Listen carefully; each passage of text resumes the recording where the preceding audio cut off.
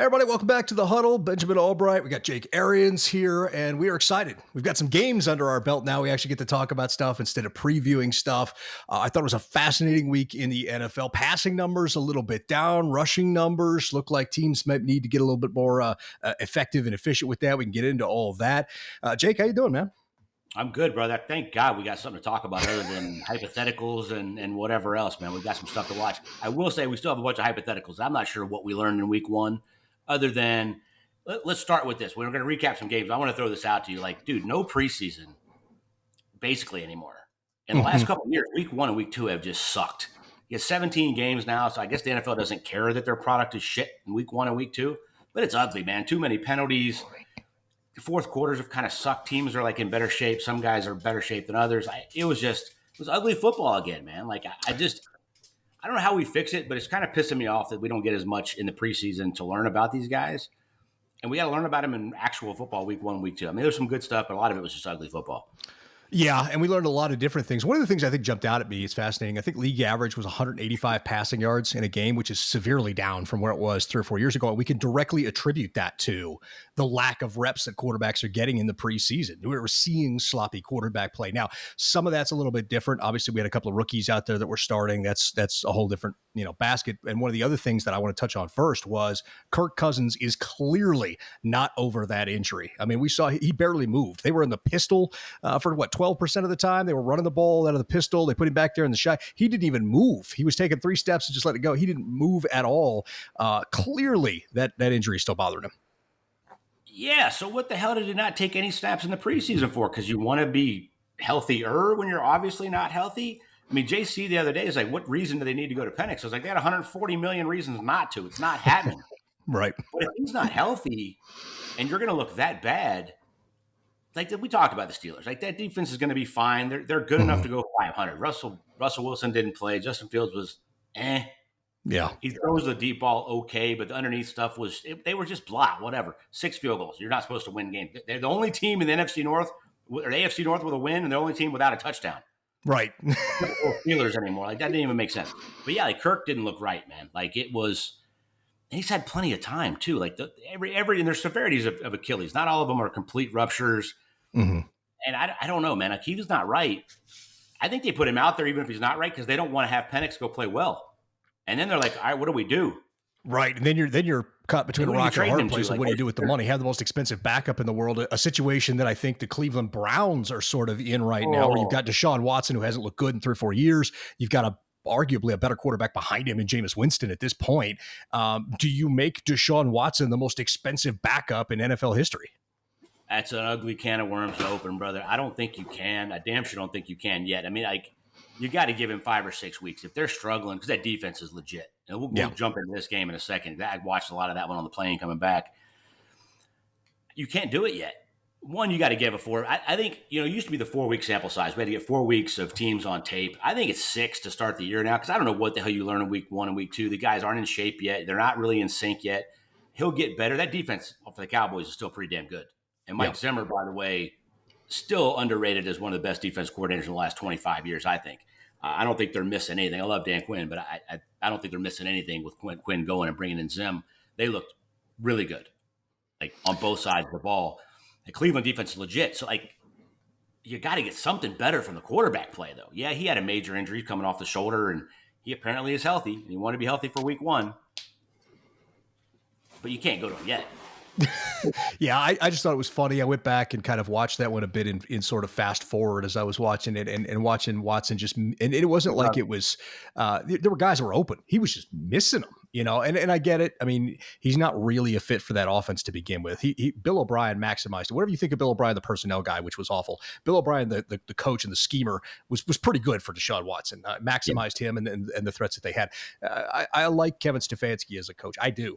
But the scheme that they're running is not suited to maximize Watson. He's just missing guys by the yards. Like it's not like he's missing them by a few feet. They're off hands. He's missing them by 2-3 yards. And he had a lot of pressure for a really good offensive line. Like he didn't have a lot of time. There was no clean pockets. Like it was kind of ugly. Micah Parsons wreaked havoc in that freaking game. But that's the typical organization where the owner meddles. You have this GM. You have this analytics guy that the head coach has to ask for permission to do whatever the hell he wants to do. And then you have a coach that doesn't really have a hand in what's going on. Stefanski didn't go in there and say, let's panic and give him $250 million, $240 million guaranteed, bring him in. He's my guy. He fits what we want to do. They panicked and did that because they thought we can make it work. Right. It doesn't look good. I mean, I think Jameis could be a better answer, but you have all this guaranteed money. Like you're talking about one of the biggest mistakes in NFL history. If you bench him this season, because then you got to move on. And who's picking up that contract? It's guaranteed. Right. You're paying it. Like it's ugly. But I love the Cowboys. Let's talk about that game. I love the Cowboys game plan. McCarthy offensively, I thought was awesome. I said the other day, I picked the Browns to win this game. Mm-hmm. And I said, I didn't think other than CD, I thought would get his, who was going to do anything. I thought the defense would take a step back. They looked phenomenal, but I love McCarthy's game plan. I thought they came in there and looked sharp. And of course, typical Jerry fashion, man. You like steal the headlines before the game's ever started, announce Dak's contract 5 minutes before kickoff, whatever it was, and own the headlines for the whole early games. But man, they looked good. They looked better than I thought. They had other pieces, and Dak played really well. But I loved McCarthy and Zim's game plan. I thought they outcoached the Browns in that game. Yeah, they played really well, and for all the theatrics, Jerry Jones is sort of the P.T. Barnum of the NFL, but all the theatrics, that team does look like dialed in. We all talked about all in and those comments during the offseason, and how we weren't sure about Jerry Jones and all that kind of stuff. The team does look dialed in, and it's interesting to me. I love Dan Quinn. There's a personal relationship there. It's whatever, but they did. The defense didn't look like they were missing him, and Mike Zimmer bringing that AA stuff. I think that's a fit for what they run and helps take it to the next level. You got on the offensive side, I think getting rid of Kellen Moore when they did 2 years ago, and Brian Schottenheimer, McCarthy were in the offense has been addition by subtraction. It's been better for Dak. So initially I thought maybe Dallas was going to be making a change at the end of this year, or at some point this year. But I'm kind of eyeballing this thing like they may be onto something. Yeah, and Dak loves McCarthy, so I think you're going to see that extension. Maybe it's after the season, his contract's up, but I don't think he's going anywhere. The running game looked okay. The other pieces looked okay. It looks like Ferguson might miss some time, but I mean, I think they're going to be, I just don't think they're as good as Eagles after watching week 1. And I didn't think going in, the Eagles looked pretty damn good. And I love the changes they made, even though, Kellen Moore is one of them. I still think that's an upgrade from what they had going on last year offensively. But yeah, man, this Cowboys team looks okay. Let's talk about some of these other games. I mean, how about your Cardinals and the Bills? Your Cards jumped out and looked pretty damn good, man. That was an interesting game. Yeah, you got like we always talk about, those guys just play hard for John Gannon. I think Drew Petzing is going to be a hot name for a head coach at the end of the year. He'll be one of the guys that'll get interviews this cycle for sure. There were some boneheaded calls there toward the end, but I thought for the most part, and they came out prepared to play. That defense, on the other hand, on Buffalo's side, looked like they were missing the pieces that they were missing. That with all the turnover they had, it was nice to see Von Miller get back in the action with a sack. See him kind of get back up to speed. I think Buffalo. Once they got going, once they sort of like got going, then it was like a snowball downhill. But they were in quicksand to start the game. Arizona, though, I can't speak highly enough about what those guys do with what they have. I'd like to see them get Marvin Harrison involved a little bit more, because they were just throwing the ball to Greg Dortch all game. But hey, if it's working, I ain't mad at you. You got 2 6'4" receivers and one, 4 targets or 3 targets, 1 catch, but it was ugly. Wilson did get the touchdown. And then you throw the jump ball to a 5'8" Dortch at the end of the game, and after you just missed Marvin Harrison wide open for the game-winning touchdown. That was, watching the news locally here in Arizona was interesting. Like, whoa, like they played that one 100 times last night on the news. Marvin Harrison drops his first, he runs like a little 12-yard dig, drops the ball, it hits him in the chest. Kyler didn't play great. It was interesting. He gets a lot of credit for the jazzy runaround stuff. It was okay. He's still, to me, kind of a conundrum. He's not a natural-born leader, and they're acting like he's the leader, and he's got the C on his chest, and he's kind of old for this team now. I still think you were spot on, though, man. I don't know how many games they're going to win, but I don't think you want to play them, especially when they figure out how to use these weapons and Marvin Harrison becomes a thing. They didn't run it great. The Bills team is kind of what I thought they were going to be, man. I think Josh Allen's putting that thing on his back. He's kind of a dark horse for me for MVP, and everybody's like, dark horse. I'm like, yeah, because they didn't have anybody on that offense. Right. It's going to be him. It's no more Stephon Diggs, and he's what made him. I kept hearing this. He took this giant leap because they brought in a number 1 receiver. Yeah, he did, but he was also getting better and better in a system. and it helped to have a number one. I'm not saying it didn't, but like Josh Allen is a freaking stud, but he's going to put him on his back as long as he didn't get hurt, and they're going to win some games. That defense now, I think, scares me a little bit on where they're going to finish in that division in a really tough AFC. Yeah, I think Kyler Murray sort of reminds me of Russell Wilson without the religion, if that makes any sense. And I'm not trying to make a dig at that or anything like that. But if you sort of understand what I'm getting at, like people around the league who've been around the league, you know what I'm talking about. And there's a little bit of that, in terms of not only the way that he plays, scrambling around to buy time and all that kind of stuff, but also who he is and sort of aloof or maybe a little better than at times. Some of the teammate kind of stuff. And I do think there needs to be humbling, a bit of a humbling there as far as that goes. But if you're winning, everything gets glossed over, right? Or if you're, it's when you're losing that stuff really exacerbates itself. So on the Buffalo side, I would have loved to see them go 12 personnel a little more. They got the tight ends to do it. I'd love to see them go heavy. You got Josh Allen back there. Why not go 12 personnel? Why not get a little heavier? When everybody else is going 11, everybody else is going nickel and dime on defense, get heavy and bowl people over. And I feel like Buffalo has the personnel to do it, but just don't want to dip their toe in the water. We'll see if that changes throughout the season. Yeah, I think Kincaid could have been a lot bigger deal than he was. He wasn't really involved in that at all. I think their offense is going to be a work in progress, but they got the guy. When you got the trigger man like that to do it, there's a lot of things you can do. I tell you, the other game that I picked Jacksonville as my dog of the week going to Miami. I love the pressure that Shad Khan came out and said this best team, best coaching staff. They got to get it done or we're blowing the whole thing up. I bought into it, man. They are up 17-7 with ETN running in for a touchdown who fumbles on the one and the wheels fall off. 80-yard touchdown, Tyreek Hill, a 70-yard play to Waddle. Two ends up throwing for like 400. Hell of a game, but if you go up 20, they end up losing 20-17 on a hell of a field goal by Sanders, a 52-yarder that was an absolute bomb to win that game. But you go up 24-7 there in the second half, it's over. And I'm right. My dog of the week wins. I like this Jacksonville team, but they didn't throw it very good. I think Brian Thomas is a stud. Gabe Davis answered as he's their guy, kind of 2 1s. Or 2 2s right now until one really comes in. But Evan Ingram wasn't the guy he was last year with 20 targets a game. All of this is going to be – the defenses, by the way, fans listening, are always ahead of the offenses in week 1 and 2. Right. Coming out of the preseason. But, man, some of these offenses look like – I say they're ahead, but, dude, how many missed tackles and whiffs did we see from defensive players that didn't play in the preseason? It was just ugly all the way around. What'd you make for this Jacksonville-Miami game? I thought Miami would come out and do a lot better than they did. I thought there'd be motivation with Tyreek coming off that pregame altercation with Miami, Miami police. Not a lot being reported on the fact that Calais Campbell was there trying to de-escalate the situation and got detained and cuffed as well. By the way, Walter Payton, Man of the Year, nicest guy you've ever freaking met, has never done anything wrong in his life. Calais Campbell ends up in cuffs for a minute. That's what I'm, because Calais is this giant man that's probably intimidating because the cops. And how the hell do you not know who Tyreek Hill is, man? Yeah, what is going on in Miami? This is absolutely absurd. What happened to this game? Right. The jokes aside, there were a lot of jokes that came out of that. How Tyreek Hill's the only guy like that driving a minivan for all his kids, all that kind of jokes, that were out there. But I think the serious nature of this is, how do you not know who that is? How do you not de-escalate the situation before it gets to that point? And what happened if it wasn't somebody like Tyreek Hill or Calais Campbell who could bring attention to it? What exactly are we looking at here? But I thought Miami would come out on fire with an edge because of that. And they really did. And it took a while to get them going. I thought Devin Achane looked good. He looks good at always. I just feel like they don't use him quite enough. I did like the fact that Miami was using some gun 2-back stuff, which I love. I love it when people go gun 2-back. I don't think it's used enough in the modern NFL when everybody else is spreading everything out. You can create a little more power with that, but that's sort of beside the point. With Jacksonville, the one thing I worry about there is, and I know their offensive coordinator, Press Taylor, and all that kind of stuff, they're almost a paper tiger.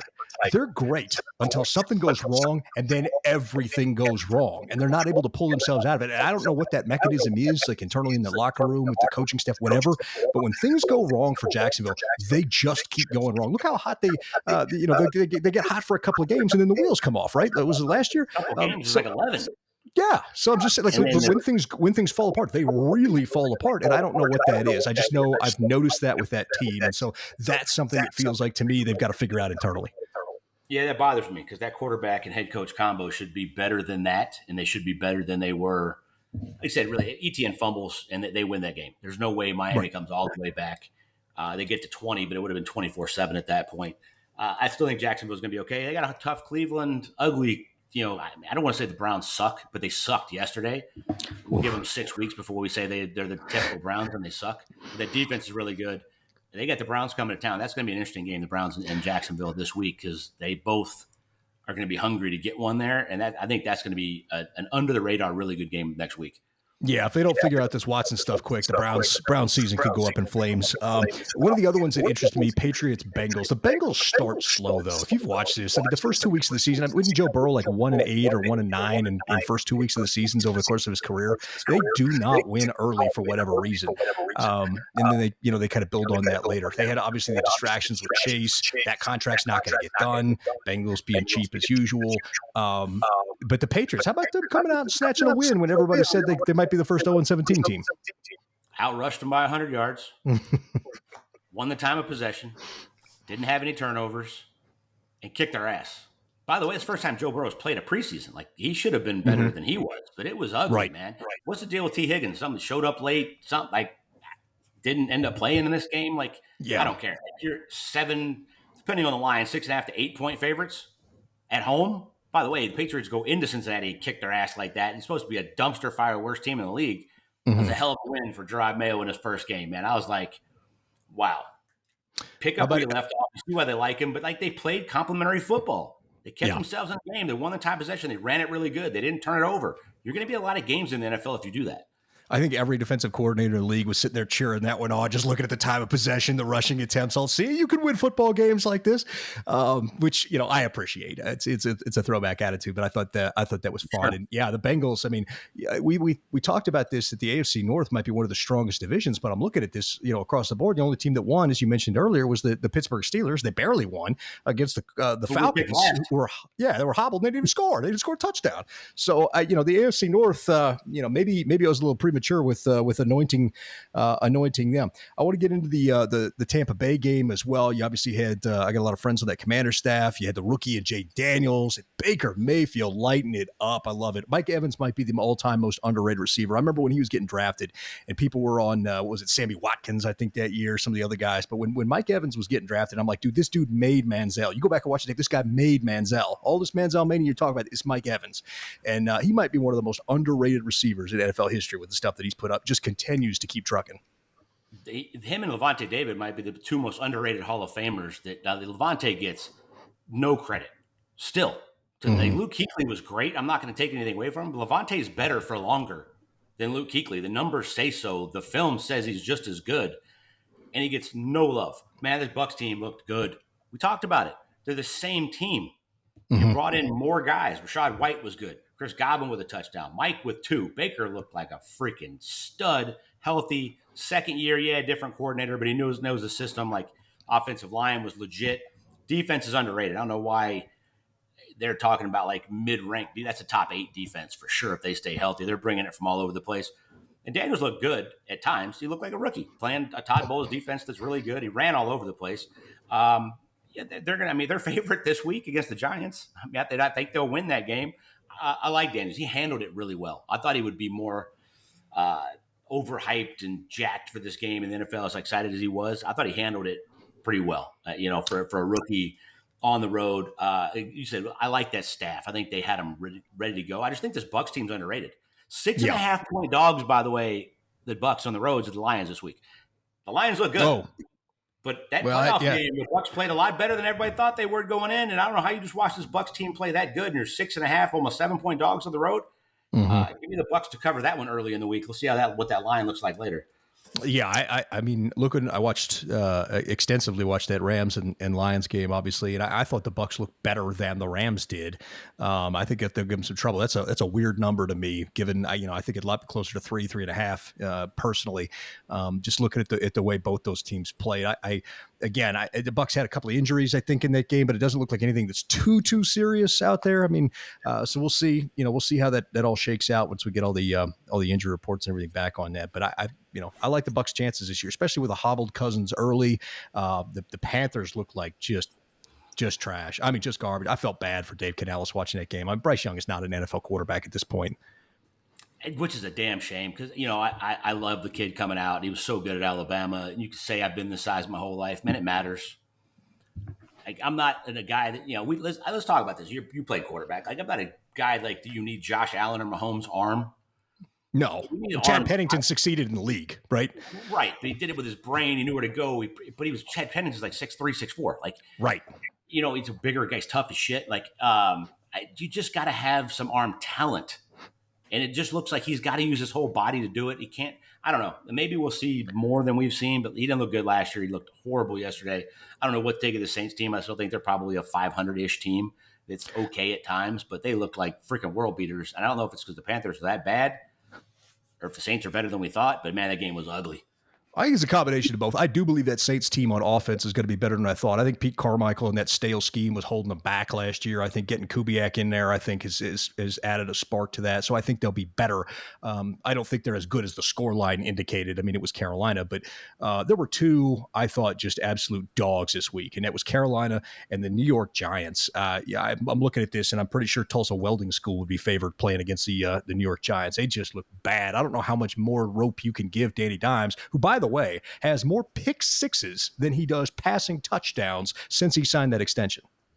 Oh, that's ugly. And it was ugly again, man. Like, that's, we talked about this. Like, if you took the names off the jerseys and went to a combine, Daniel Jones is like top 12 guy you're looking at when you're talking about like all the intangibles. But God, does it not come together on Sundays for some freaking reason, man? Like, I don't know if there's a more frustrating guy ever, but they look like shit. I thought their defense was going to be pretty good.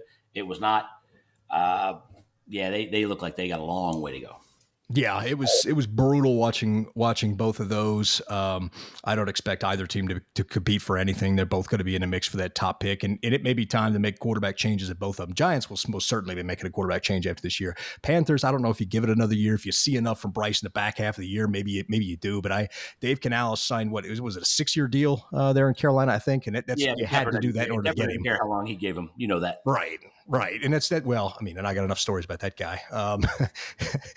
I'll tell you a story here real quick. Dave Tepper, who's the most meddling owner in the NFL, a respected offensive coordinator, used to work there. This guy came down in the middle of a game with a napkin doodle of a play he saw in a Browns game. And at the time, the Browns were terrible. A play he saw at a Browns game and passed it to the offensive coordinator and said, "I want you to run this next week." Like that, that's the kind of owner that guy is. So, I mean, I don't know if you're that particular offensive coordinator, you're looking at that going, what are you doing to me here? I don't know how serious to take that, but they're both going to be in it for the long haul. I got to obviously see the Broncos and the Seahawks. That might have been the ugliest first half of football I've ever experienced in my life. The Denver defense was carrying the offense for the first half, and then they just got gassed and fell apart the second half. Bo Nix did not look ready for the NFL, and Sean Payton's offense, stale might be too generous for it. They didn't take any deep shots. Because he was a rookie quarterback with a lack of weapons. You think it's Sean's offense, or do you think he felt a little vanilla because he didn't want to try to put too much on him? Because Bo, you talk about how much we like Bo, and I think he's ready for this. It's still a big jump from college to the NFL, and he looked all horrible. Yeah, so I mean, never looked good in this game either. Like, they ran it really well, but this was an ugly one. This was my lock of the week, and I got backdoor freaking covered for a when he dove in there at the end. Yeah, and to be fair, I thought the best adjustment of the game was Seattle going with the trap game in the second half. They started running the ball real effectively once they went to the trap game in the second half, and that's what won it for them. As far as the offense, the Broncos go, it's a combination of things. Sean Payton didn't run with purpose. There was tepid first down runs. You were just running it straight ahead for 2 yards or throwing a pitch. Bo Nix was our leading rusher. Yeah. And then Bo winds up being the leading rusher because he busts one for 24, which, by the way, he ran, the second fastest carry, according to Next Gen Stats. It was the second fastest carry of the week at 20.06 miles an hour, something like that. I think only Tank Dell had a faster rush or carry than he did. There were a couple of receptions that were a little faster. Bo's a good athlete. They schemed it up in that Colts preseason game. They were running RPOs. They had all kinds of stuff going. Why not take that and apply it to this game, or at least run some of that stuff a little bit, take advantage of Bo's legs and do all that kind of stuff, open up some running games. I understand the running backs were slipping because the turf was new, but I just looked like they had no answer. Yeah, it was ugly, and Seattle wasn't pretty. Like, I thought they would. That offense we talked about, I think, could be really good this year. Jackson Smith and Jigba, stud, didn't do much. DK Metcalf did nothing. Tyler Lockett led them in receiving. I didn't know he was healthy enough to do that at this point, but they ran the crap out of it. Walker, big game. Charbonnet, a couple big touchdowns. They turned it on late. Good win for McDonald his first game as head coach. I don't expect much from this Broncos team. I expected a little bit more than that. Yeah. To be honest with you, I thought Bo would play better than that. I think he will. I mean, we talked about. I don't think he's gonna make a lot of the same mistakes twice, which I think is Right. going to be a real big benefit to them, shortening the curve of how long it's going to take Tim to get comfortable. Yeah, and I'm with you on that. I mean, I think he will get better. I think Bo Nix is certainly capable of playing at this level, but it just did not look like anything. I didn't expect it to be good. I didn't expect it to be that bad, and that was sort of a problem with that. With the Broncos, obviously home against the Steelers this coming week, that'll be interesting. Obviously, you've got the choice to make. If you're Pittsburgh, do you continue with Justin Fields? That was staggeringly mediocre. Do you go back to Russ? Is he healthy enough? Revenge game. Russ is going to want to be out there for this one. Right, revenge game. I think it'd be tough to keep him off the field, and I suspect it'll be Russ. We'll see how that goes. What was the most surprising thing you saw this week overall? Surprising, probably how bad Caleb Williams was. Yeah. I thought a guy looked really good in the preseason. He ran around, tried to make some stuff happen, but they win with a block punt for a touchdown, and maybe the worst pick six I've ever seen from Will Levis. The surrender cobra from his knees. Yeah, that's how they come back and win that game. First quarterback since 2002, David Carr, to win his opener as the first overall pick in the draft. And he did nothing to help his team. He threw for under 100 yards. I thought he would be better than that with those weapons. Roma Dunze getting an MRI on his knee. Don't know what that's all about. Keenan Allen was they didn't run it great. I mean, they were just blah, and they ended up winning because the Titans beat themselves. I think you were right on the Titans. I think they were a little bit better than people were expecting. They came in and looked pretty good, and then literally beat themselves. Yeah. Chicago beating them. They ran out to 17-0 lead. I think was him. Yeah, they ran out to a 17-0 lead. I like the way the Titans looked in that when they just found a way to keep shooting themselves in the foot till they lost that thing. I think your defense is going to be pretty good. I thought the offense was okay. You've just got to play within yourself. And Levis just making some boneheaded errors in that one. It was funny today. I think Brian Callahan had that quote. He's like, well, if we just punted on 1st and 10 every time, we would have won that game or whatever. That's pretty sad. That's a pretty sad indictment of your offense, but we'll see if they get that cleaned up. For me, I love the way the kid that once Nakua got injured in a Rams game last night, that guy, he's escaping me off the top of my head. Was it Tyrell Johnson? I think it was. It came on the receiver. Tyler Johnson, Minnesota. Yeah, he came on and he was playing lights out there in relief of Puka Nakua. Called him the speedster. He ran like a 4.7 coming out. Yeah, that's what I remember. Yeah, I was like phenomenal on that freaking running catch. Yeah, as I was going to say, he looked certainly faster than 4.7 on that running catch. But I thought he was out there playing phenomenal. I thought that was pretty good. That was a little surprising. It surprised me how well Baker played. I love Baker, always been a huge fan. I thought he would play well. I didn't think he played that well. Lighting the world on fire on that one. Served some notice this week. The Colts. You and I talked about this off camera, I think. In Anthony Richardson, who among the data nerds and the fantasy football people, and I don't use that as a pejorative. It's we're all data nerds, but at the end of the day, I'm not well, you know what I mean. Just if it's offensive, it's offensive. I'm sorry, but yeah, fair enough. All right, the fantasy guys love him. Football guys, man, you got a long way to go, brother. He was 9 of 19. And the data nerds and the fantasy football and the extra analytics geeks love it because he threw one freakishly great pass off his back foot slipping for a touchdown. He was 9 of 19. For those that can't do math and the data nerds can, that's less than 50%. That is bad in the NFL. Yes, he Tebow numbers, but going vertical. That game was not that close, by the way. 40-20 time of possession. 40-20. They outrushed them by 60 yards, something like that. That was not a 2-point game, but it ended up being a 2-point game. I think the Colts are getting a little extra hype. I think they got a long way to go. And Anthony Richards got a long way to go playing quarterback in the NFL. Yeah, right now, by the way, just got a text in here, so I'm going to say this, that Antoine Winfield Jr. has a foot or ankle sprain, and he's going to miss the next couple of weeks, by the way.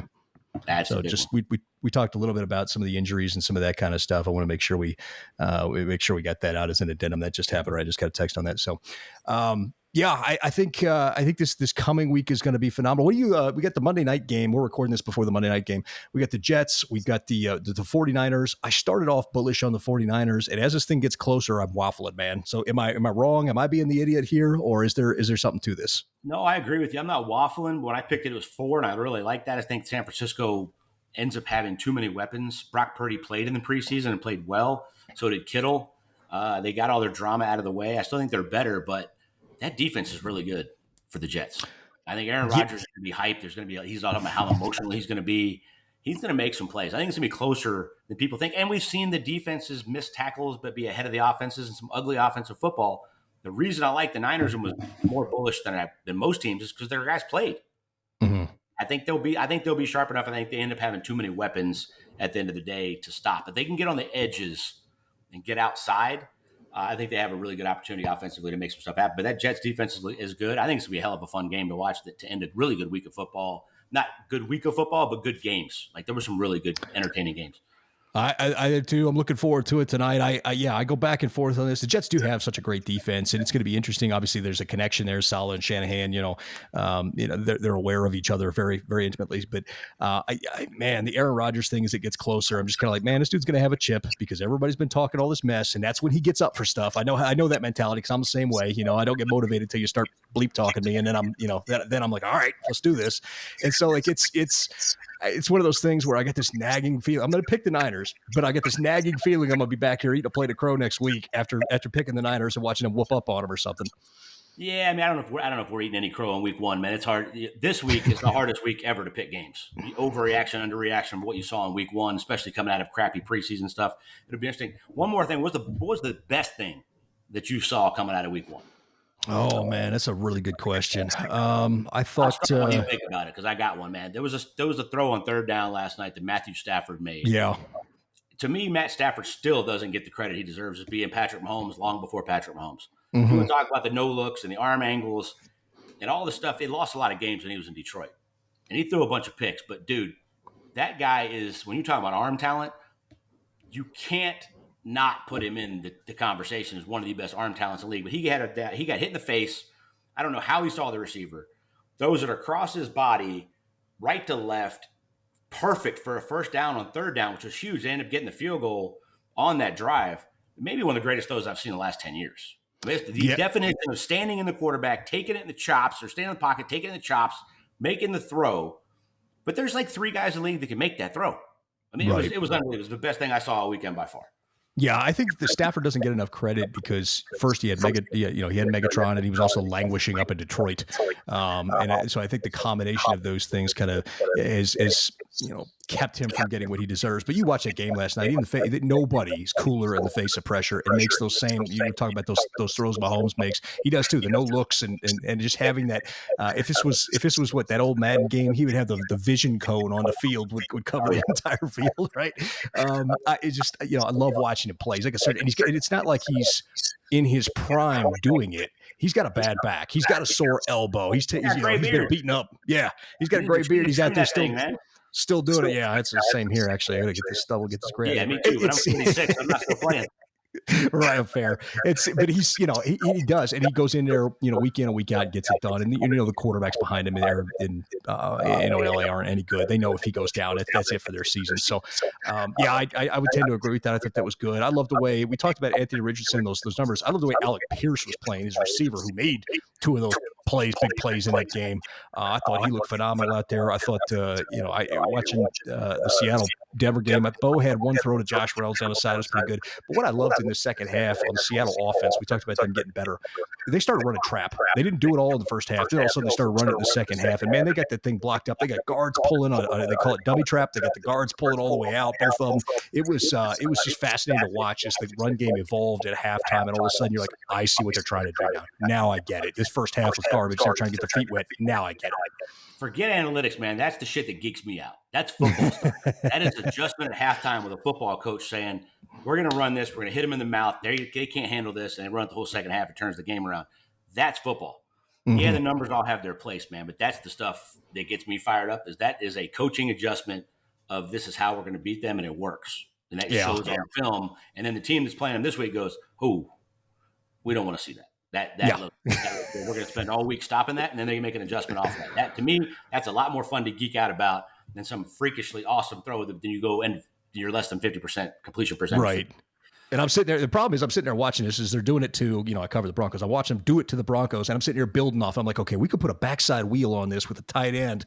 Pull it. Next week we've shown this. Now we'll run it once. Then we'll put that wheel on the backside. It's going to be open for six. I just love that kind of stuff too. Building on it right there. We'll get into me over here foaming at the mouth. Now it's just run the wheel route off of that. And I mean, the things that you can do if you could establish that. Yeah, you're just a better football team if you can do that. And they got two guys to deal with. I love it. Maybe next week we'll get into a little more X's and O's and that kind of stuff as well as we evolve this show here on the Huddle and get into it. Maybe we'll get into that. I'll get a little digital whiteboard up here. We can start getting some stuff going. I always love doing that stuff too. I geek out on it. Guys, that'll about wrap it up for this one right here. We appreciate you guys sticking around for us. Always go to the 813.tv for Jake Arians, myself, Benjamin Albright. We appreciate you. We'll see you next week.